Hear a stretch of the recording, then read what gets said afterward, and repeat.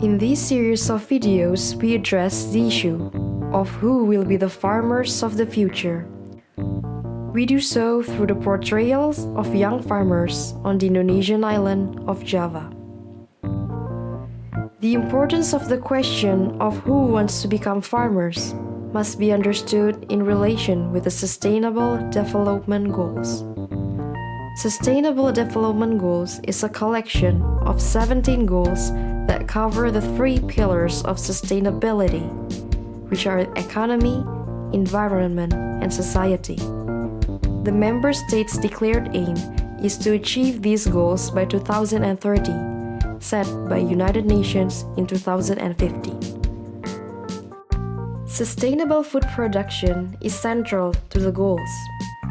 The world needs to produce not only more and better food, but the agricultural systems that produce food will also need to be environmentally and socially sustainable.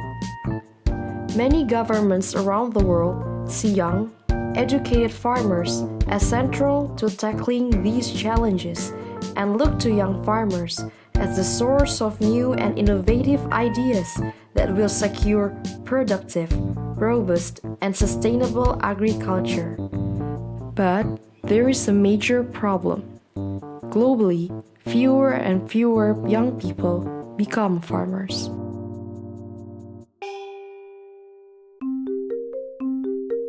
On the Indonesian island of Java, home to 150 million people, the problem of young people living farming is particularly severe. Fewer than 12% of farmers are now under the age of 31, as the number of young people who have left their family farms and gone to the cities has increased dramatically. Reasons for leaving farming are many and include educational, the desire to lead urban lifestyles, and to improve livelihoods. Many farms are very small, and farm incomes cannot compete with the salaries of the cities. The implications for food production of young people leaving farming are serious. Java, although making up less than 10% of Indonesia, produces more than half of the country's food. It is one of the world's most intensively cultivated places. Volcanic soils and sophisticated irrigation systems mean that rice may be harvested up to 3 times per year. But with young people living farming in great numbers, who will produce food in the future? Who want to become farmers?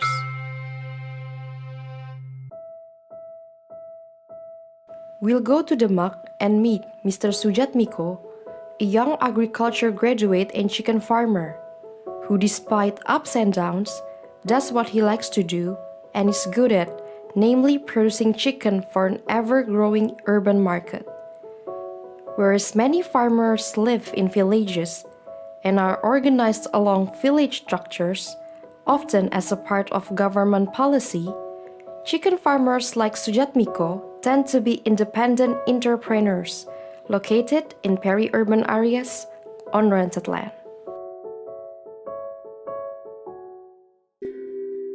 Mr. Sofian, a young, well-educated farmer from Kopeng, has entered farming as a combined result of family pressure and being a farming graduate.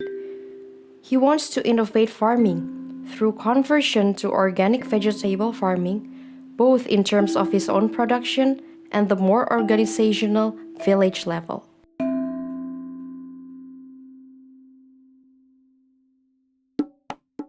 Mr. Lukman, a young graduate and upland farmer who has ventured into goat farming in Pemalang, would like to expand his operation. However, he faces challenges with respect to obtaining official license, land, and new breeds of goats. At the same time, he tries to convince others that farming is cool and can be profitable if managed properly.